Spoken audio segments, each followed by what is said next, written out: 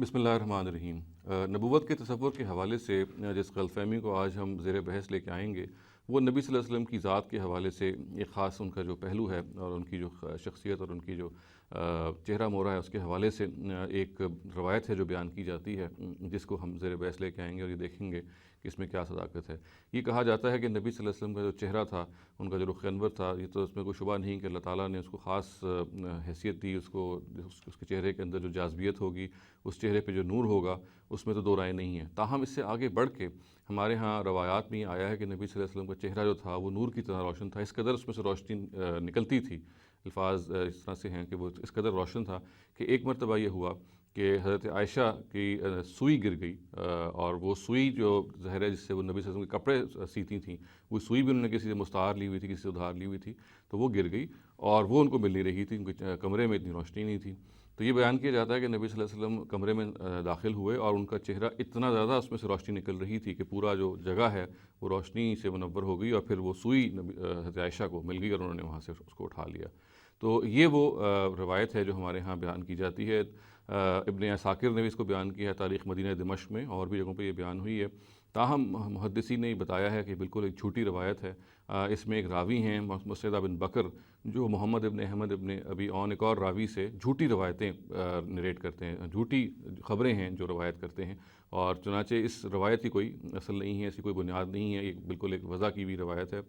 اس کی کوئی حیثیت نہیں ہے۔ نبی صلی اللہ علیہ وسلم کے چہرے کے حوالے سے جو خداوند تعالیٰ نے اس کو ایک نیچرل تازگی دی ہوئی تھی، اس میں نیچرل فریشنس تھی، اس میں ظاہر ہے نور کا ایک پہلو تھا، اس میں تو کوئی شبہ ہی نہیں ہے۔ تاہم اس سے آگے بڑھ کے اس میں جو یہ مبالغہ پیدا کیا جاتا ہے کہ وہ اس طرح سے تھا کہ اندھیرے میں اندھیرا کمرہ روشن ہو جاتا تھا اور سوئی جو کہ گری ہوئی تھی وہ اس چہرے کے نور سے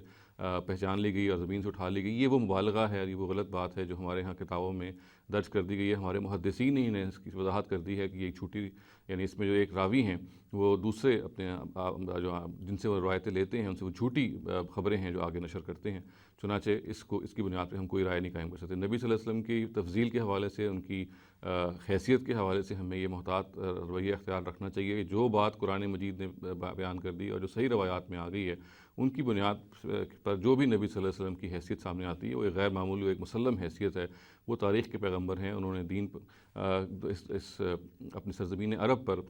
آخری مرتبہ اتمام حجت انہی کے ذریعے سے ہوا، اور آخری مرتبہ اللہ تعالیٰ نے جو دنیا میں وہ قیامت برپا کرتے ہیں انہی کے ہاتھ سے وہ برپا کروائی۔ ان کا سب سے بڑا معجزہ خود قرآن مجید ہے۔ یہ وہ چیزیں ہیں کہ جو بالکل واضح اور روشن ہیں، تاریخ میں موجود ہیں، اور انہی کی بنیاد پہ ہمیں نبی صلی اللہ علیہ وسلم کے حوالے سے گفتگو کرنی چاہیے۔ ایسی جھوٹی روایات جن کی کوئی حیثیت نہ ہو، جن کے بارے میں ہمارے اسکالرز خود بتا دیں کہ یہ بے اصل ہیں، ان کی بنیاد پہ ہمیں مبالغہ امیز طریقے سے نبی صلی اللہ علیہ وسلم کی اس طرح سے شان کو بلکہ ہمیں صحیح طور کے الفاظ استعمال کیے جائیں تو یہ اس طرح کی جو مبالغہ امیز روایتیں ہیں وہ نبی صلی اللہ علیہ وسلم کی جو لوگ سمجھتے ہیں کہ شان بڑھاتی ہیں، ایسا ہرگز نہیں ہے، بلکہ ایک ایسی مبالغہ امیز صورتحال پیدا کر دیتی ہیں کہ جو اپنی اصل میں چونکہ صحیح نہیں ہے، چنانچہ وہ نبی صلی اللہ علیہ وسلم کے حوالے سے جب بیان کی جاتی ہے تو اس کے اندر پھر ایک یہ غلطی پیدا ہو جاتی ہے کہ نبی صلی اللہ علیہ وسلم کے بارے میں جو حقیقت ہے وہ اس سے الٹ یا اس سے برخلاف بات ہے جو وہ نشر کر رہی ہے، اور اس کے بارے میں خود ہمیں بہت محتاط رہنا چاہیے۔ اقول قولی ھذا واستغفر اللہ لی ولکم ولسائر المسلمین والمسلمات۔